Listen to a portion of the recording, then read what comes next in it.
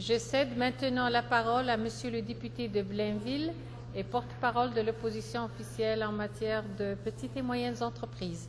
Monsieur le député. Madame la Présidente, c'est un honneur pour moi de m'adresser à vous pour la première fois dans cette Chambre où se sont exprimés tant d'illustres politiciens avant moi.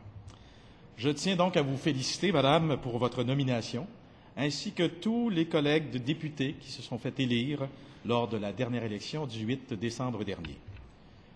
Madame la Présidente, je profiterai donc de cette occasion pour m'adresser et faire mes premières salutations et premiers remerciements aux citoyennes et aux citoyens de la circonscription de Blainville qui, en m'élisant, m'ont donné le privilège de le représenter à l'Assemblée nationale du Québec. Je suis honoré d'être maintenant le député de l'ensemble de la population de la circonscription de Blainville.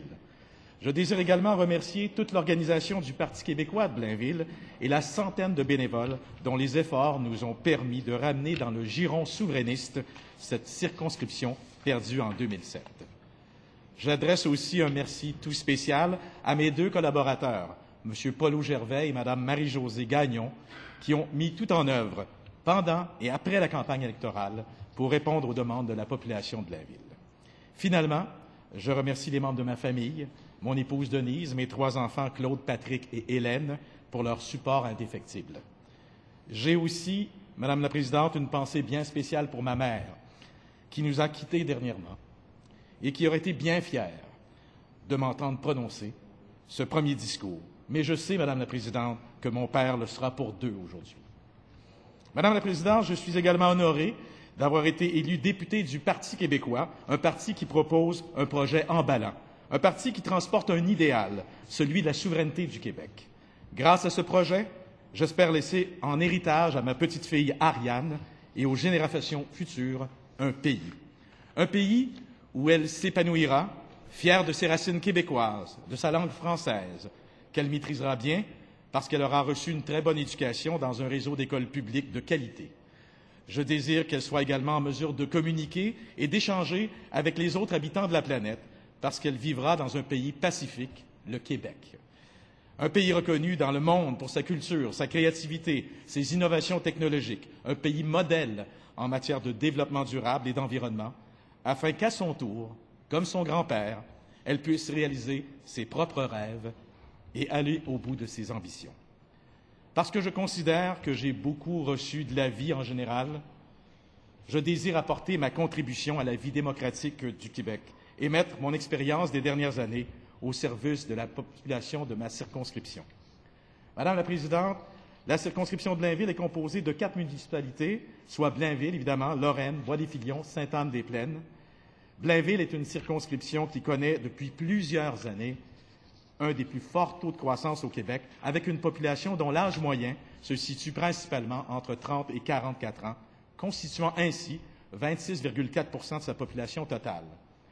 Plusieurs jeunes couples, à la recherche d'un environnement sain et d'une qualité de vie propice à fonder une famille, ont choisi de s'y établir. Inutile de dire, Madame la Présidente, que les besoins en place en CPE sont criants. De plus, la génération des baby boomers est en forte croissance. On prévoit même une augmentation de 30 % d'ici les 15 prochaines années. Nous sommes donc en présence de deux groupes d'âge qui ont le plus besoin de soins, les jeunes enfants et les aînés, alors que le manque d'accessibilité à un médecin de famille se fait grandement sentir dans la région.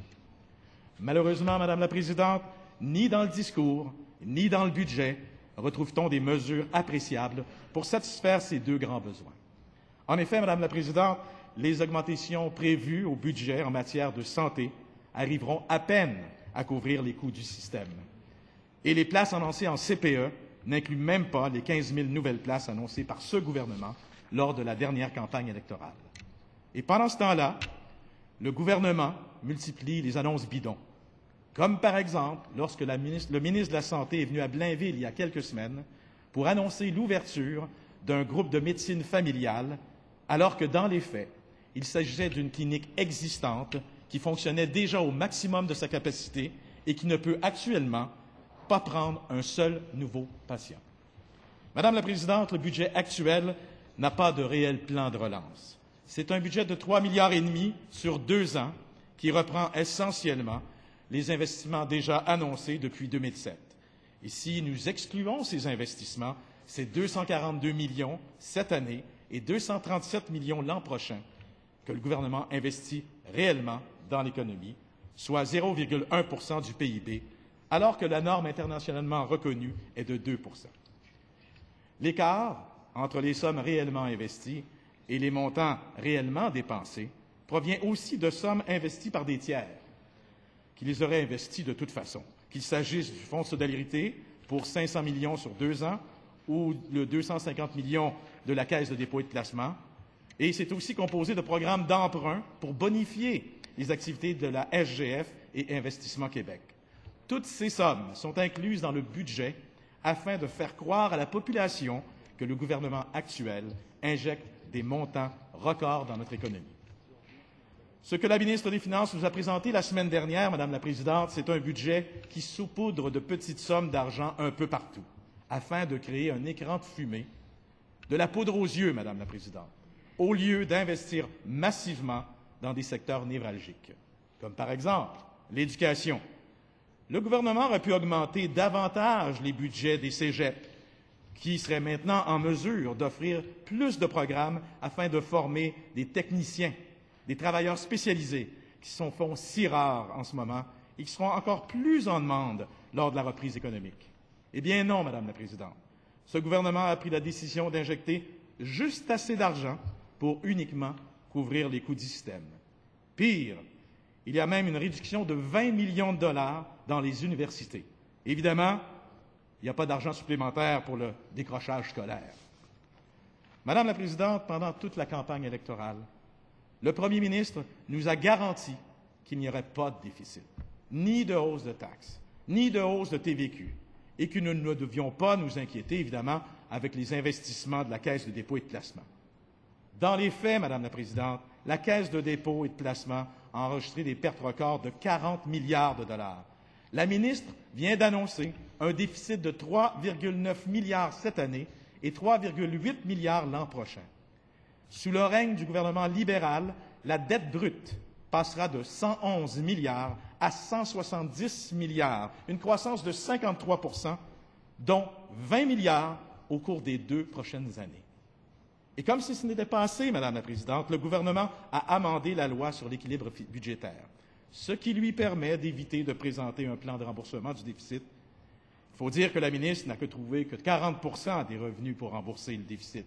Et on ignore encore comment la ministre va trouver 3,7 milliards manquants pour rééquilibrer le budget dans 5 ans. Madame la Présidente, en ma qualité de porte-parole de l'opposition officielle en matière de petites et moyennes entreprises, je me ferai tout d'abord la voix des PME de la circonscription, de la région et du Québec.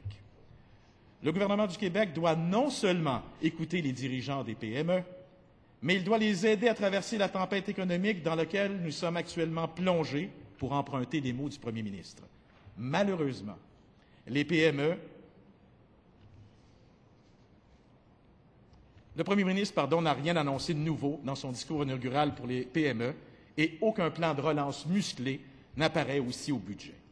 Au-delà des grandes formules, des grandes inspirations du passé, du discours inaugural, le Premier ministre n'a présenté aucune vision de développement pour les PME, qui sont pourtant l'un des principaux moteurs de notre économie. Le gouvernement doit se pencher rapidement sur la situation précaire de plusieurs PME et adopter des mesures concrètes d'aide à court terme. Juste en janvier, Madame la Présidente, 183 entreprises ont fait faillite au Québec, soit une augmentation de 8,9 %, ce qui représente 43 % de l'ensemble des faillites du Canada pour la même période, alors que le nombre de faillites baissait partout ailleurs au Canada. Le gouvernement se targue d'avoir bonifié son pacte de l'emploi et d'y injecter des sommes importantes. Pourtant, sur un plan annoncé de 518 millions sur 2 ans, le gouvernement libéral ne prévoit dépenser que 11,6 millions cette année et 21,7 millions l'an prochain. La majeure partie du financement étant tributaire de négociations qui auront lieu entre Québec et Ottawa. En effet, tel qu'indiqué dans le budget 2009-2010, le financement provenant des fonds de développement du marché du travail, soit 415,7 millions, sera disponible dès qu'une entente aura été convenue entre le gouvernement du Québec et le gouvernement du Canada.